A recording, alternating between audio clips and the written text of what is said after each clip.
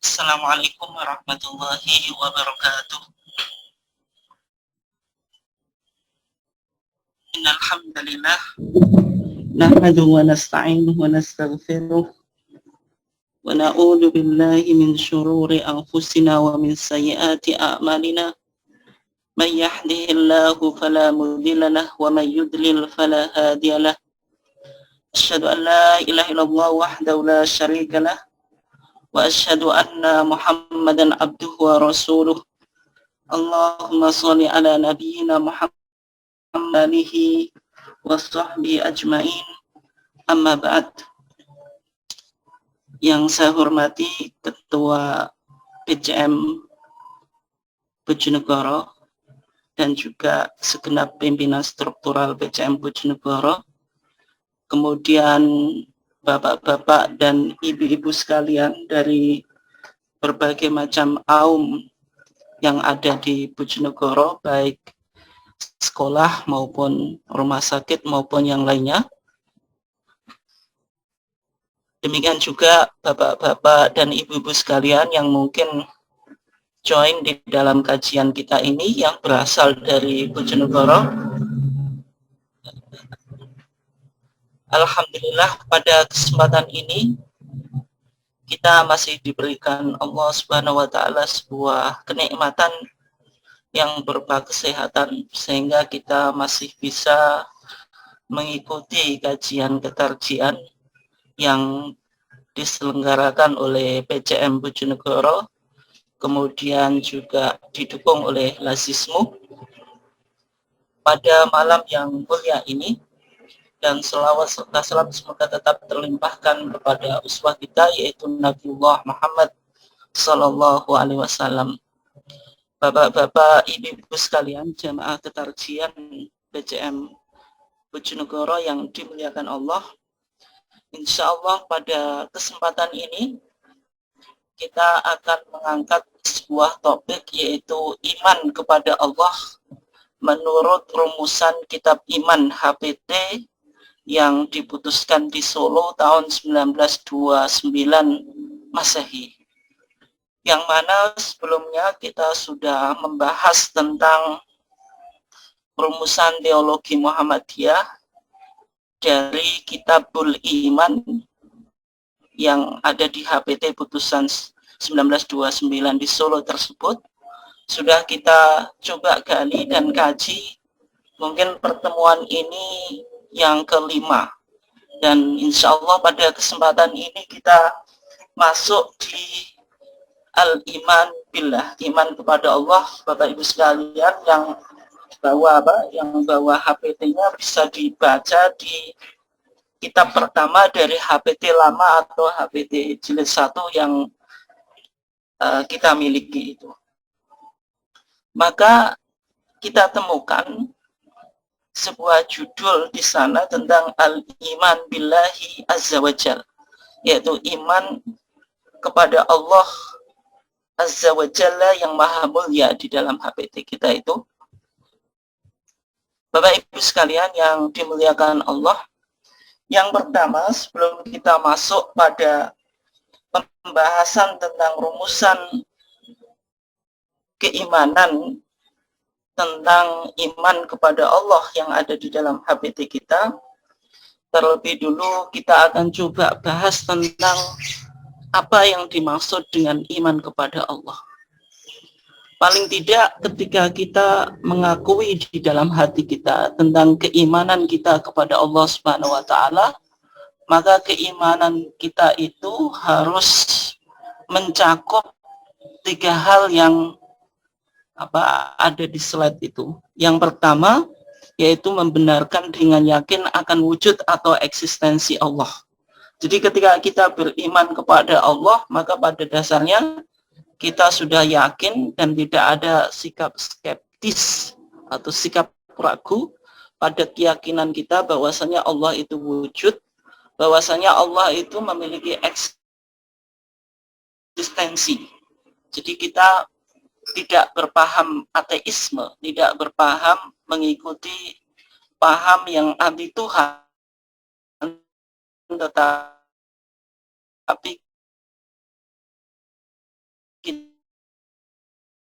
kita mengakui tentang dalam HPT disebut al-ahadiyah atau at-tauhid atau at-tauhidiyah. Bahwasanya Allah itu zat yang satu, yang esa, yang wajib disembah dan tidak ada sekutu baginya. Baik dalam perbuatannya dengan meneruskan bahwasanya Allah itu kita jadikan ma'bud, zat yang disembah. Zat yang disembah itu disebut al-ilah. Sehingga ada tauhid uluhiyah. Bagaimana kita mengisahkan Allah dengan berbagai macam bentuk ibadah. Salat kita tujukan kepada Allah, berdoa kita tujukan kepada Allah, dan apapun bentuk ritual yang kita lakukan itu hanya kita tujukan kepada Allah. Itu yang disebut apa? Al-uluhiyah. Dan Allah di sini adalah al-haq. Al-haq itu maksudnya banyak dalil yang menunjukkan tentang eksistensinya. Sehingga dalam pandangan setiap muslim yang beriman, bahwasanya eksistensi Allah itu sudah final. Dalam artian Allah itu sudah kita terima eksistensinya sehingga tidak perlu kita ragukan. Dan tidak ada seorang muslim pun yang beriman memiliki paham ateisme atau mengingkari akan Tuhan. Sehingga di dalam Al-Quran dikatakan afillahi syakkun. Apakah dalam masalah Allah atau masalah ketuhanan ini ada keraguan, skeptisme. Fatiris samawati wal ardh, bahwasanya Allah sudah menciptakan langit-langit dan bumi kan.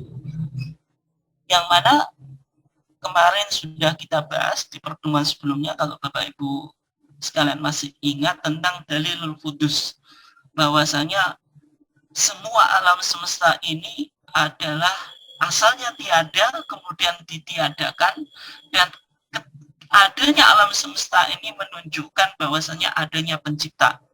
Nah, ini sudah kita bahas tentang berbagai macam argumentasi yang membuktikan tentang eksistensi Tuhan. Nah, sehingga dalam pandangan kita al-ilah ini adalah al-haq. Karena apa?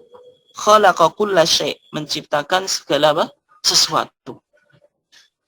Nah, kenapa kok HPT atau Tarjih mengatakan bahwasanya Allah tadi dijelaskan, Allah itu Rabb, kemudian Al-Ilah, kemudian Al-Haq.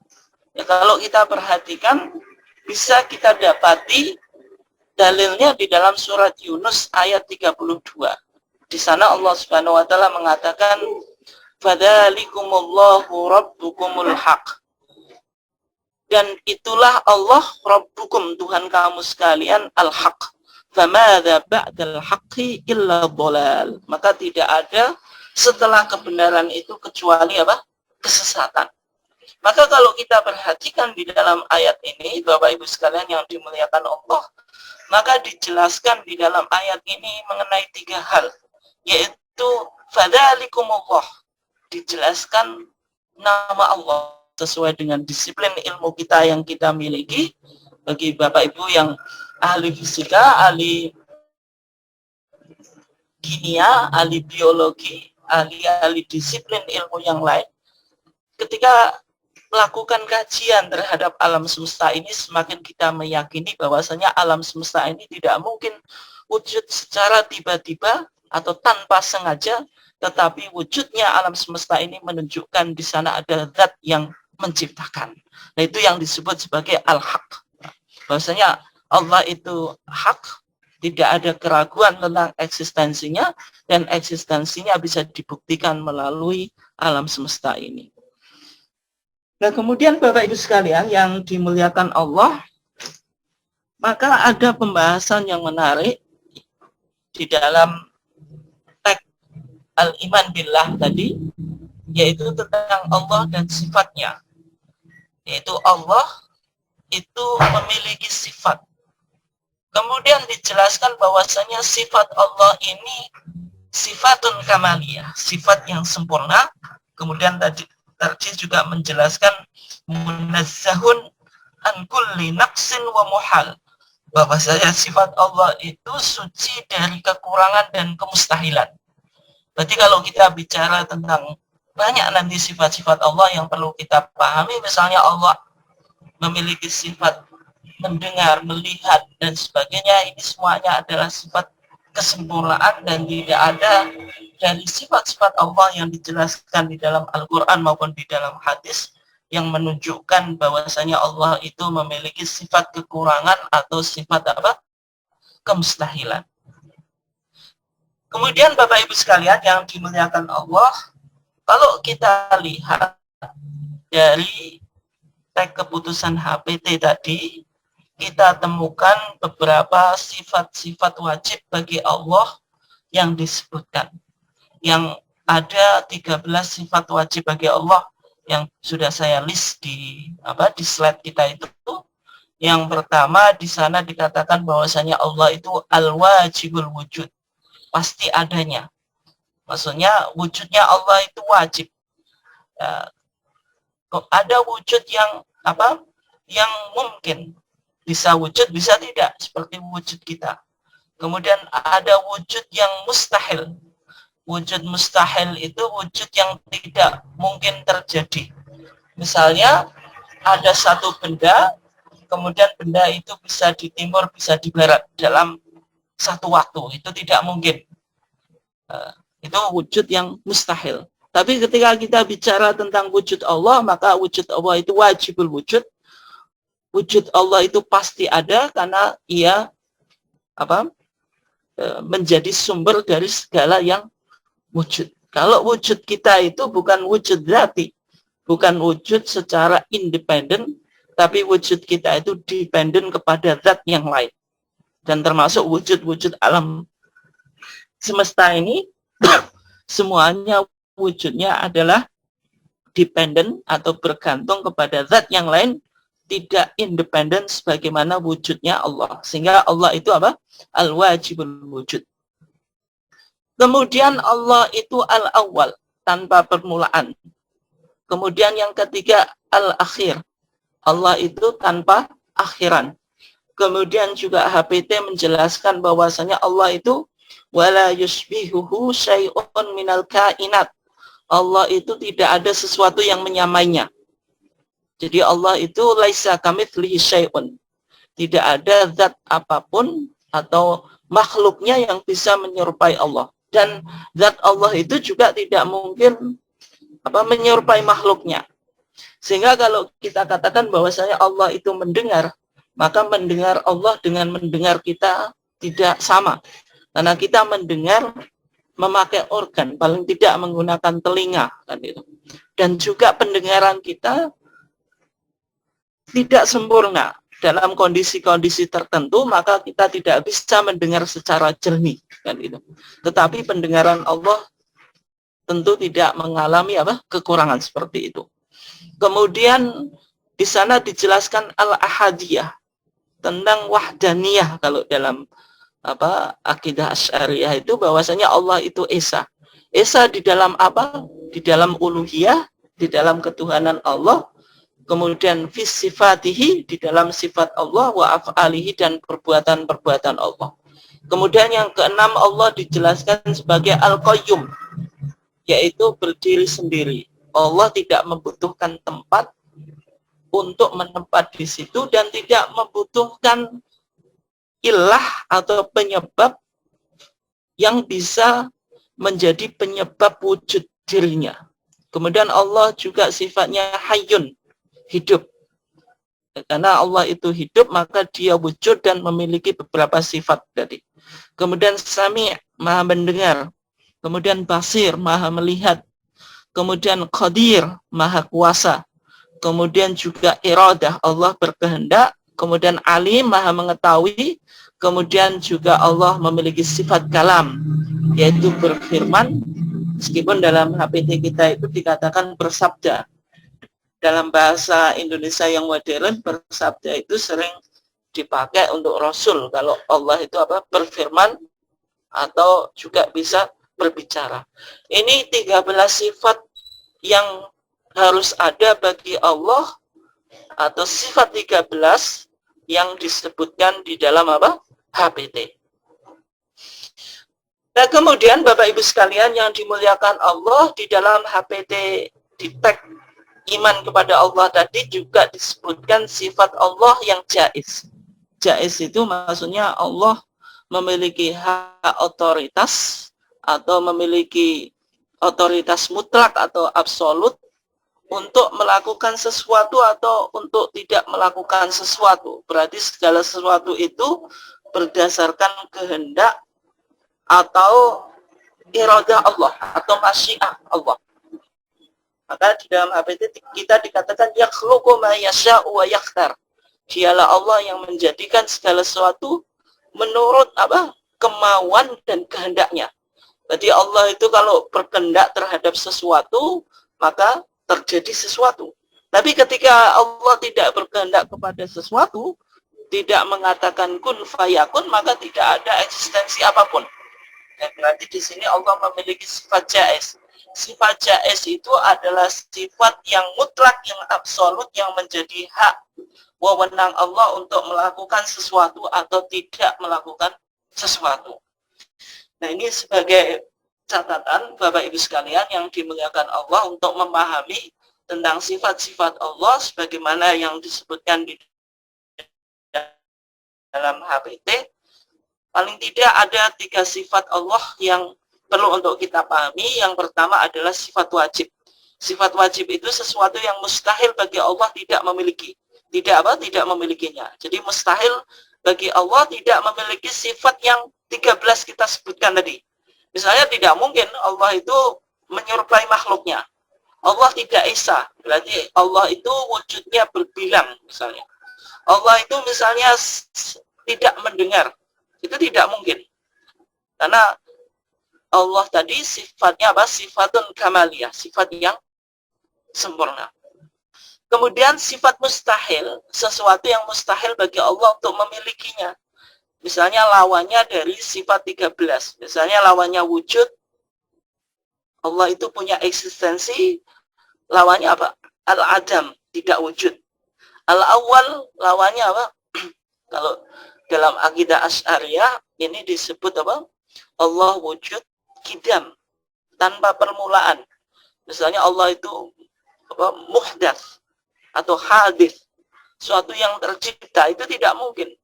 Berarti ada sifat-sifat yang mustahil yang tidak mungkin dimiliki oleh Allah. Hanya saja HPT kita tidak menyebutkan sifat-sifat yang mustahil itu. Yaitu lawannya dari sifat 13 tadi. Mulai dari wujud, awal, akhir, la yusbihu syai'un minal kainat, ahadiyah, qayyum, hayyun, sami', basir, dan seterusnya. Kemudian juga ada sifat jaiz. Sifat jaiz itu apa? Yaitu apa yang mutlak menjadi hak wewenang Allah untuk melakukan sesuatu atau tidak. Maksudnya tadi, ketika Allah berkehendak, maka jadilah sesuatu. Kalau Allah tidak berkehendak, maka tidak mungkin sesuatu itu tercipta. Kemudian Bapak Ibu sekalian yang dimuliakan Allah, dari teks HPT yang kita bahas tadi, ada kesimpulan yang bisa kita simpulkan, bahwasanya di dalam teks HPT kita tadi, yaitu HPT menyebutkan 13 sifat wajib bagi Allah. Kemudian bagaimana tentang sifat mustahil? Maka HPT tidak menyebutkan satu pun dari sifat mustahil dari Allah. Nah, kalau sifat jaiz bagaimana? Menyebutkan satu sifat. Ini kesimpulan dari sifat-sifat wajib bagi Allah dalam Kitabul Iman di HPT kita. Kenapa kok saya klasifikasikan ini? Karena ini kajian pertama, saya kasih tadi judulnya adalah Patuan atau bagian pertama, karena nanti akan ada bagian yang kedua dan topiknya sama, tetapi kita kaji secara komparatif. Maksudnya komparatif itu? Kita bandingkan rumusan keimanan kepada Allah di dalam HPT ini dengan misalnya rumusan keimanan yang ada di dalam akidah Asy'ariyah ataupun di Salafiyah. Karena ini kan ada perdebatan. Meskipun kelompok Islam yang terbesar itu ada Asy'ariyah, kemudian ada Maturidiyah, ada Salafiyah. Ini semuanya berada di bingkai Ahlus Sunnah wal Jamaah atau Ahlul Haqqi was Sunnah. Tetapi ketika berbicara tentang iman kepada Allah itu secara detail terkadang terjadi perbedaan. Nanti kita akan coba lihat apakah iman kepada Allah di dalam rumusan HPT ini ketika bicara tentang sifat-sifat Allah, apakah memiliki kedekatan dengan Asy'ariyah atau Salafiyah atau Tarjih atau Muhammadiyah ini memiliki corak sendiri. Nah, ini penting untuk kita baca bagaimana sebenarnya posisi Muhammadiyah di antara kelompok-kelompok Ahlus Sunnah yang tiga ini, yaitu Asy'ariyah, Maturidiyah, dan Salafiyah. Ini insya Allah pada bagian yang kedua. Karena kita masih di bagian pertama, kita hanya mengenalkan beberapa sifat dan bagaimana penafsirannya yang ada di dalam HPT. Kemudian Bapak Ibu sekalian yang dimuliakan Allah, kalau kita lihat tentang sifat-sifat wajib bagi Allah, yang pertama tadi adalah al-wajibul wujud, yaitu Allah itu pasti adanya. Yaitu maksudnya apa? Maksudnya wujud Allah itu lidzatihi, dari zatnya. Bukan ada illah atau penyebab atau cause atau ada efek yang menjadikan Allah. Jadi wujudnya Allah itu lidzatihi, bukan li'illatin ukhra atau ilah yang lain, atau ada ilah atau penyebab lain yang mempengaruhi tentang wujudnya Allah. Nah, contoh wujud eksistensi yang berdasarkan zat yang lain itu contohnya ya wujud kita dan wujudnya alam semesta ini. Misalnya wujud kita itu tidak independen. Kita wujudnya dependent, membutuhkan zat yang lain, yaitu yang pertama Allah menakdirkan tentang eksistensi atau kelahiran kita melalui ibu kita dan sebagainya. Ini adalah proses bagi adanya wujud-wujud yang lain. Semua benda yang ada di dunia ini kalau kita perhatikan ternyata wujudnya tidak mungkin wujudnya tiba-tiba atau wujudnya lidzatihi tetapi li ghairi, karena ada zat yang mewujudkan. Apapun itu, ya, semuanya yang ada di dunia ini pasti ada yang menciptakan. Tapi ketika kita bicara tentang wujud Allah, maka wujud Allah itu lidzatihi. Wujudnya Allah itu tidak tergantung pada wujud yang lain, tetapi Allah itu wujud dari zatnya itu sendiri. Nah, ini yang dalilnya apa? Kita sudah bahas tadi di surat Yunus ayat 32, Allah mengatakan fadzalikumullahu rabbukumul haq. Itulah Allah Tuhanmu yang hak. Kalau wujud Allah itu wujud yang hak, berarti wujud Allah itu tidak mungkin disebabkan wujud yang lain. Wujud Allah itu independen, bukan dependent. Wujud Allah itu tidak dipengaruhi oleh faktor yang lain. Karena Allah itu wujudnya berdasarkan zatnya, bukan karena ada faktor yang menyebabkan ia jadi. Tetapi ada catatan Bapak Ibu sekalian yang dimuliakan Allah. Meskipun HPT menyebutkan bahwasanya al-wajibul wujud. Wujudnya Allah itu pasti adanya, tidak boleh tidak ada.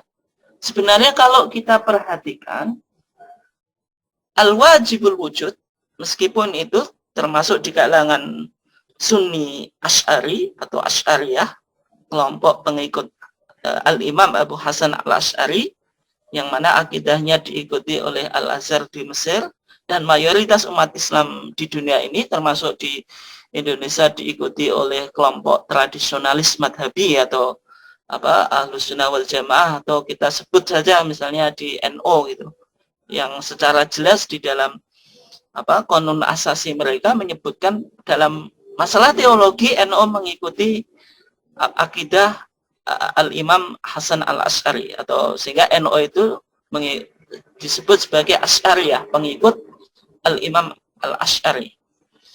Ya, di sana dikatakan sifat Allah itu adalah Allah wujud qidam baqa mukhalafatun lil hawadis, itu sebagaimana Bapak Ibu sekalian pelajari waktu kecil. Ternyata wujud itu meskipun ditetapkan sebagai sifat Allah, tidak ditemukan di dalam Al-Quran dan Sunnah. Tidak ada satu ayat pun dari Al-Quran dan Sunnah yang mengatakan bahwasanya Allah itu apa? Wujud. Nah, gitu. Nah, tetapi atau kenapa Sunni Asy'ari dan juga Muhammadiyah mengatakan bahwasanya Allah itu wujud, padahal tidak disebutkan di dalam apa? Al-Quran dan Sunnah atau hadis. Sehingga saya kasih catatan di situ. Sifat ini tidak di Al-Quran, tetapi didasarkan pada istimbat akli. Istimbat akli itu kesimpulan berdasarkan dari katakan tidak memiliki sifat wujud. Bagaimana Allah ini dikenal atau memiliki sifat-sifat yang lain. Kalau kita katakan Allah itu mendengar, melihat, hidup, dan yang lainnya, pasti wujud itu tidak mungkin memiliki apa? Sifat. Ya, contohnya, zat dengan sifat itu kita ambil contohnya api. Nah, api itu zatnya. Sifatnya apa? Panas. Pasti kalau ada api, pasti apa? Panas. Tidak ditemukan api yang tidak apa? Panas. Jadi ketika ada api, ada sifat yang melekat, yaitu panas. Kemudian dalam istilah teologi, tapi ini sangat teknikal ya, tapi sekedar memperkenalkan dan mudah-mudahan tidak membingungkan. Dalam istilah teologi ada istilah arad. Arad itu sesuatu yang menempel pada zat, tetapi mungkin bisa tidak ada. Misalnya warna api, meskipun secara umum api itu warnanya apa? Merah atau kuning, itu bisa berubah sesuai dengan objek yang dibakar. Suatu saat api itu mungkin tidak hanya merah atau kuning, tapi bisa berubah. Nah, itu namanya arad. Jadi dia tidak melekat. Terkadang ada, terkadang tidak. Tapi kalau sifat itu pasti ada. Itu yang dimaksud dengan sifat dengan zat. Nah, kemudian kembali kepada tadi, bahwasanya di HPT ini menggunakan istilah al-wajib. Ini saya yakinnya bahwasanya alam semesta ini dulunya tidak ada menjadi apa? Ada. Alam semesta ini wujudnya minal adam ilal wujud, dari ketiadaan menjadi ada, atau from nothing to something. Yang dulunya itu nothing menjadi something. Ini alam semesta. Dan sehingga itu yang disebut apa? Hadis. Tapi kalau Allah itu awal. Awalnya Allah itu apa? Tanpa ada permulaan. Kemudian Allah itu akhir, tanpa penghabisan atau bakok. Maksudnya Allah itu selalu wujud tanpa batas dan kekal tanpa akhiran atau eternal. Jadi sehingga tidak pernah kita pahami misalnya suatu saat Allah ini akan binasa. Itu tidak mungkin dalam keyakinan umat Islam, karena kita yakini wujud Allah itu tidak ada awalnya, dan tidak mungkin wujud Allah itu akan mengalami sebuah apa? Kebinasaan atau kepunahan misalnya. Itu tidak mungkin di dalam. Tetapi ada yang menarik, Bapak Ibu sekalian, yang memilih redaksi yang eksplisit al-awal kemudian al-akhir daripada menggunakan istilah kidam sama bakok sebagaimana dalam akidah Asy'ariyah. Kalau kidam bakok itu tidak disebutkan redaksinya secara eksplisit di dalam Al-Quran dan Sunnah. Sehingga kalau kita lihat dari dalilnya, maka Al-Quran sendiri menyebut Allah itu huwal awwal wal akhir. Dialah Allah yang awal dan dialah Allah yang akhir. Jadi ketika HBT menggunakan redaksi al-awwal tidak kidam, kemudian al-akhir tidak bakok, ini memang menggunakan redaksi yang digunakan oleh Al-Quran apa? Sendiri. Ya, itu. Nah, kemudian kita katakan tadi bahwasanya Allah itu al-akhir bila nihayah. Akhirnya Allah itu tidak mungkin berakhir. Kalau kita perhatikan dalilnya di situ, kullu man 'alaiha fan. Segala sesuatu itu akan apa? Akan binasa. Tapi ditetapkan di sini, wa yabqa wajhu rabbika. Dan tetap kekalah Tuhanmu, dzul jalali wal ikram, yang maha agung dan maha mulia. Ini menunjukkan bahwasanya Allah itu akhir, tapi akhirnya itu apabila nihayah, tanpa ada penghabisan, atau Allah itu eternal. Tidak mungkin Allah itu mengalami sebuah kebinasaan atau berakhir. Kemudian yang keempat, Bapak Ibu sekalian yang dimuliakan Allah, di dalam HBT kita, di antara sifat Allah dijelaskan wala yushbihu syai'un minal kainat. Tiada sesuatu yang menyamainya. Kalau dalam istilah yang digunakan dalam akidah Asy'ariyah menggunakan apa? Mukhalafatul lil hawadits. Allah itu berbeda dengan makhluknya. Maksudnya apa? Tiada hawadis, tiada ciptaan apapun yang bisa atau dapat menyerupai Allah dalam zatnya, sifatnya dan perbuatannya. Dalam zat Allah tidak mungkin, karena tidak mungkin ada satu manusia atau makhluk apapun yang zatnya itu sama dengan Allah, tidak mungkin. Sifatnya, meskipun kita katakan Allah tadi memiliki sifat mendengar, berbicara, kemudian melihat, tetapi sifat Allah di sini sempurna. Kita manusia memiliki sifat mendengar, berbicara, dan melihat. Tetapi mendengar kita, melihat kita, berbicara kita ini tidak sempurna. Terkadang kalau kita misalnya melihat dalam jarak berapa meter, kita sudah tidak bisa melihat. Kita tidak bisa melihat apa yang di belakang kita. Meskipun sama-sama melihat, tetapi kalau sifat Allah itu sifat kamaliyah, sifat sempurna, kalau kita makhluk ini sifat naqsin. Kemudian tidak ada batanya. Meskipun Allah tadi berkehendak, kita juga berkehendak. Tapi kehendak Allah itu absolut, pasti terjadi ketika Allah berkehendak.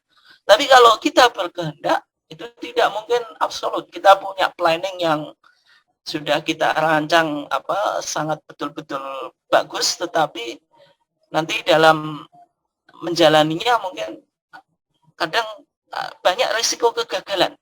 Tetapi bagi Allah, ketika Allah memiliki kehendak atau will, itu tidak mungkin tidak terrealisasi. Sehingga dikatakan laisa kamitslihi syai'un, tidak ada sesuatu sami'un basir. Allah itu zat yang maha mendengar dan maha melihat. Ini yang disebut wala yushbihu syai'un minal kainat.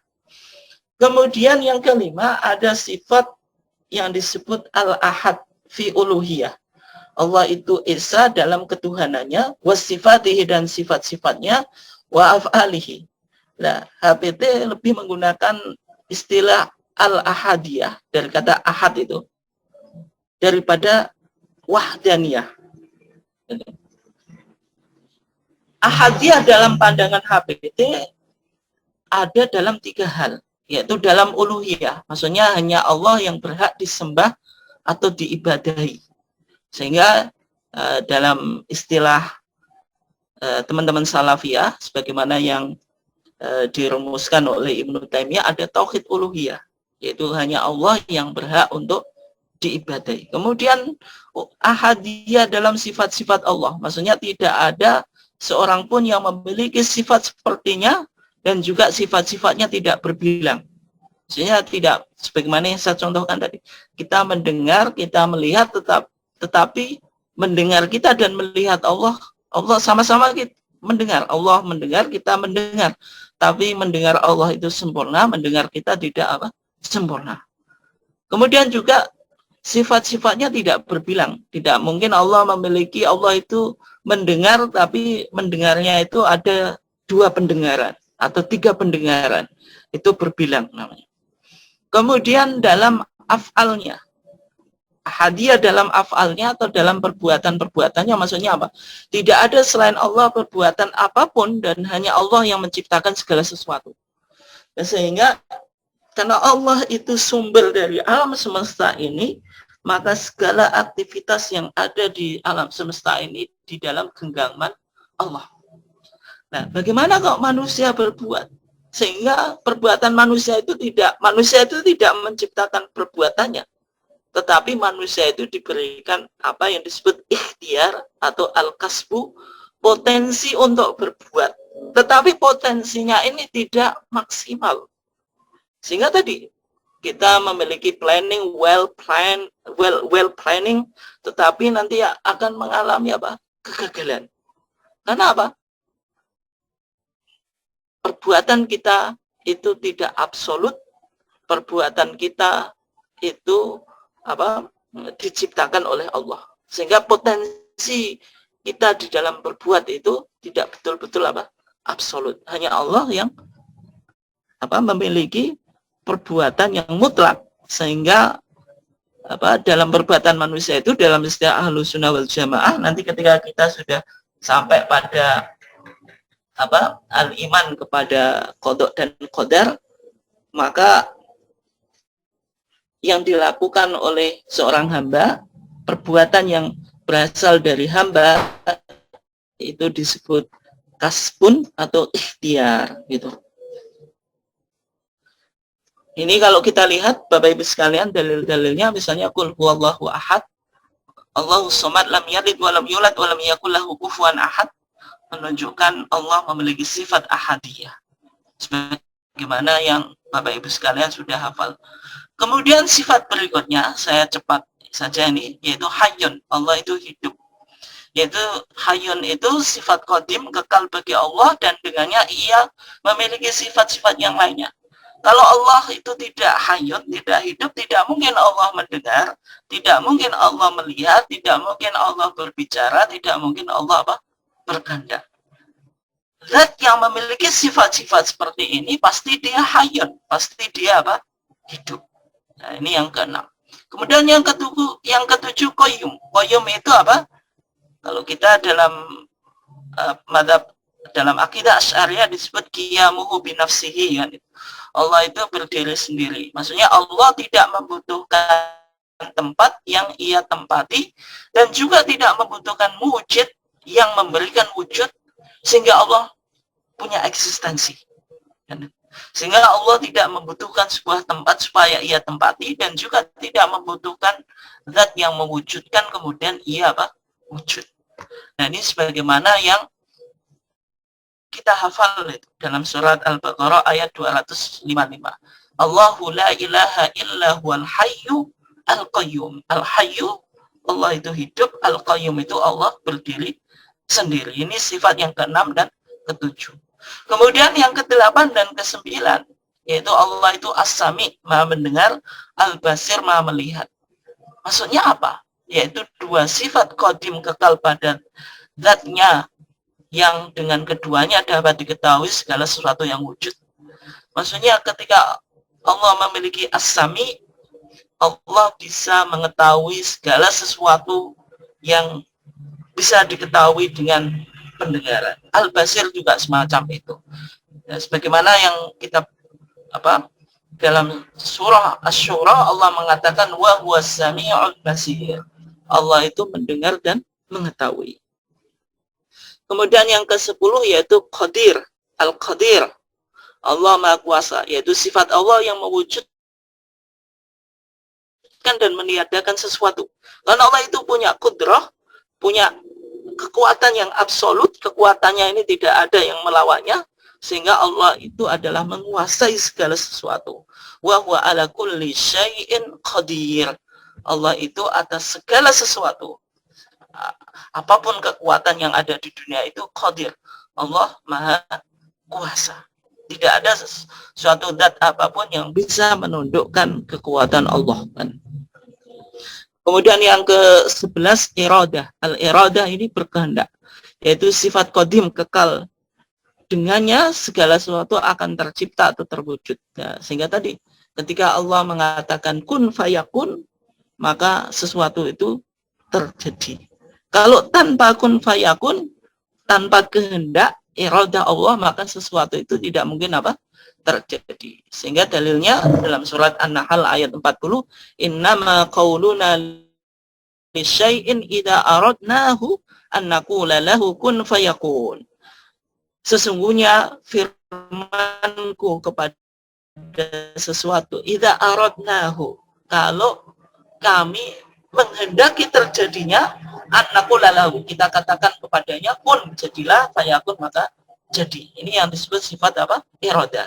Kemudian yang ke-12 yaitu alim. Allah mengetahui, sifat qadim, kekal bagi zat Allah, dengannya ia mengetahui segala sesuatu. Misalnya dalam Al-Baqarah dikatakan wa huwa bikulli syai'in alim. Dan dialah Allah Maha mengetahui segala sesuatu.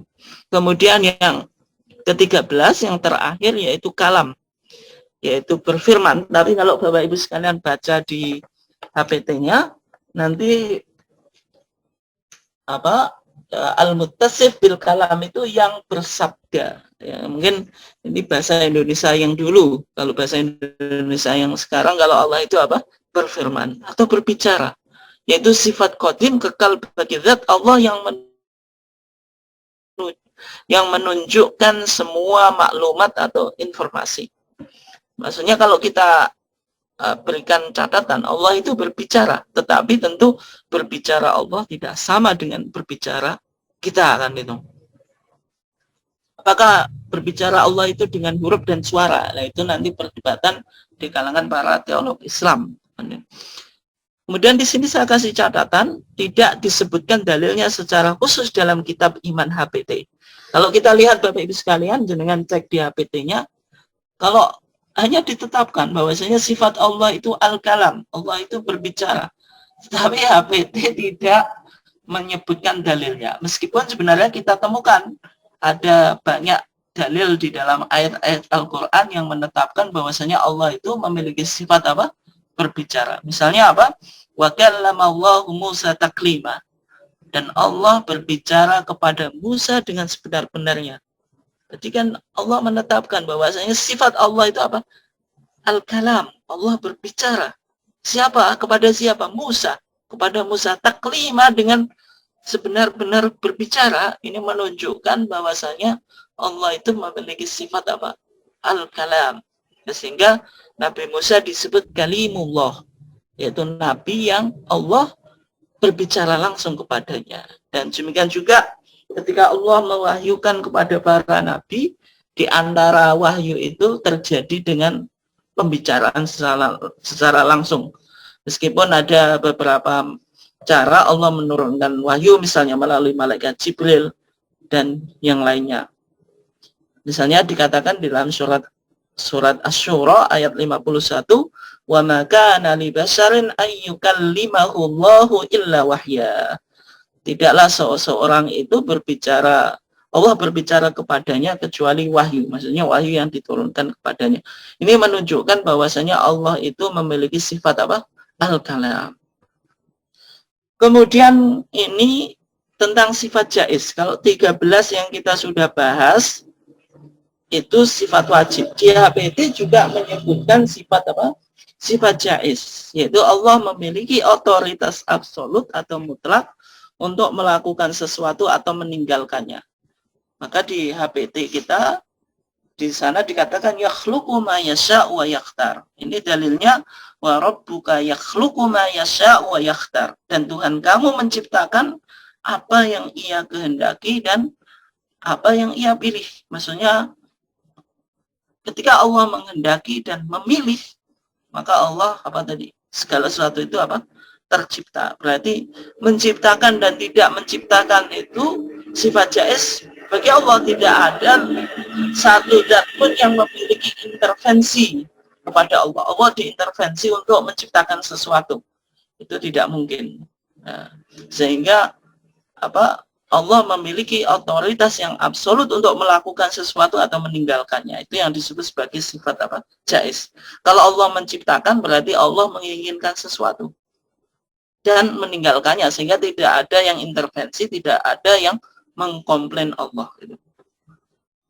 Kemudian ini yang terakhir ada apa? Perhatian. Yang intinya di sini dikatakan makallafanallahu bil i'tiqad illa bima tasilu ilaihi quluna. Allah tidak membebani kepada kita tentang keyakinan kecuali yang sampai pada akal kita. Maksudnya tidak mungkin Allah memerintahkan kita untuk mempercayai sesuatu, tetapi sesuatu itu sifatnya irasional, yang mana tidak bisa kita pikirkan. Fala yajuzulana an nabhatha an kunhi dzatil ilahiyah wa kaifiyat ittisafiha bisifatin. Dan maka tidak boleh kita membahas tentang hakikat zat Allah. Allah itu hakikat zatnya bagaimana? Itu tidak boleh. Dan juga bagaimana relasi antara zat dengan sifat. Apakah sifat itu sama dengan zat atau zat itu berbeda dengan sifat? Nanti ada perdebatan antara Ahlussunnah dengan Mu'tazilah. Kalau Mu'tazilah mengatakan apa? Tidak boleh kita tetapkan sifat bagi Allah. Jadi Allah itu melihat ya dengan zatnya, tidak boleh kita katakan Allah itu melihat dengan pendengarannya. Kenapa? Kalau kita tetapkan Allah memiliki sifat mendengar, berarti sama kita menetapkan ada dua zat yang kekal, yaitu zat Allah dan sifat Allah yang mendengar itu sama-sama kekal. Berarti ada dua Tuhan, sebagaimana keyakinan misalnya orang Kristen. Antara oknum itu, Allah itu satu tapi memiliki tiga oknum, Bapa, Anak, Ruhul Kudus. Nah, kalau kata Mu'tazilah, apa bedanya kita dengan teologi Kristen? Sehingga ada perdebatan. Hal-hal semacam itu dalam pandangan Muhammadiyah lebih baik kita tidak memasuki di dalamnya, karena semuanya ini adalah sifatnya spekulatif. Dan bagi warga Muhammadiyah dianjurkan untuk memahami akidah cukup yang usulnya. Adapun perdebatan teologis yang dalam sejarah Islam dalam beberapa abad kita mengalami masa kemunduran karena di antara sebabnya apa? Kaum muslimin masuk di dalam perdebatan teologis yang semuanya adalah sifatnya apa? Spekulatif dan meninggalkan beramal dan berkarya.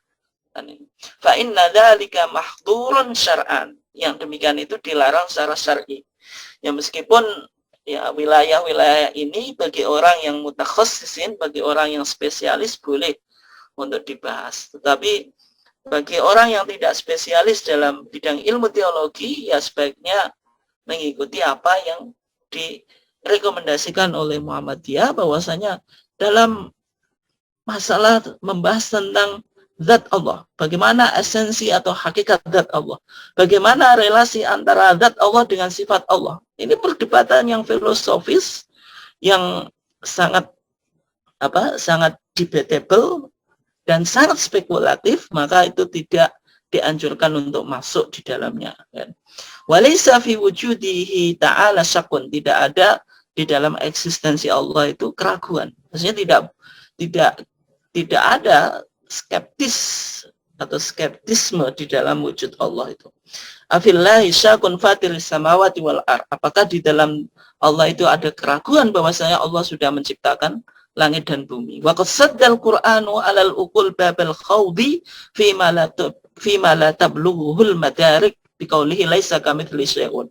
Dan Al-Qur'an juga sudah menutup pada akal supaya tidak memasuki hal-hal yang tidak bisa kita pahami melalui panca indera kita yang 5 itu, penglihatan, kemudian penciuman, pendengaran dan sebagainya. Karena Allah itu laisa kamitsli syai'un. Zat Allah itu tidak ada sesuatu yang menyerupainya. Demikian juga wa nassa ala anna quwwatal aqli mahdudah wa annahu muhitun bin nasi fi qouli ya'lamu ma baina aydihim wa ma khalfahum wa la yuhituna bihi ilma. Dan juga Allah atau Al-Qur'an sudah memberikan nas bahwasanya kekuatan akal ini terbatas, dan bahwasanya Allah itu mengetahui manusia baik yang ada di depan kita atau di belakang kita.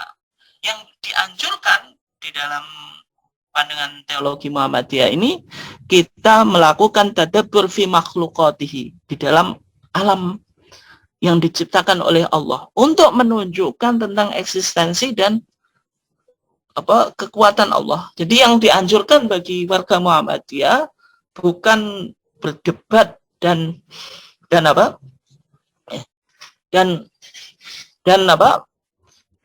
menggali tentang zat Allah itu sebenarnya apa, zat Allah itu bagaimana, hubungan sifat dengan zat itu bagaimana, itu tidak usah dimasuki. Tetapi bagi warga Muhammadiyah dianjurkan untuk melakukan kajian terhadap alam semesta ini. Kalau Bapak Ibu sekalian, ahli biologi inilah yang dikembangkan, ahli kimia inilah yang dikembangkan, sepulahnya Allah, yaitu prinsip teologi Muhammadiyah dalam relasi zat Allah dan sifatnya. Yang pertama, akal memiliki keterbatasan dalam masalah akidah. Tidak mungkin kita bisa sampai pada kesimpulan wujud Allah itu demikian. Tidak mungkin kita bisa deskripsikan atau gambarkan. Tidak mungkin. Kemudian akal manusia tidak mampu memahami zat Allah dan relasinya dengan sifat-sifat tersebut.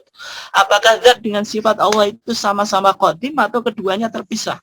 Sebagaimana tadi perdebatan Ahlus Sunnah dengan Mu'tazilah. Kalau Mu'tazilah, Allah itu melihat dengan zatnya, bukan dengan sifatnya. Kalau kita tetapkan Allah itu misalnya melihat dengan, karena Allah itu basir, berarti ada zat Allah, ada sifat al-basir tadi, atau al-basar. Berarti ada dua zat yang sama-sama kekal. Atau Mu'tazilah ini nggak boleh. Tapi kalau Ahlussunnah wal Jamaah dikatakan sifat itu bukan zat, tapi bukan yang lainnya. Karena sejak ada zat, ada sifat. Nah, ini perdebatan mungkin Bapak Ibu juga banyak yang ngantuk ini dan susah untuk dipahami kan itu. Karena ini sangat filosofis dan dan hal-hal yang tadi spekulatif saja. Tidak ada pandangan skeptis terhadap eksistensi Allah. Kemudian Al-Quran menutup pintu pikiran dalam hal yang tidak mungkin tercapai oleh akal. Kalau akal kita tidak mampu menjangkau, ya sudah. Tapi yang dilakukan akal apa?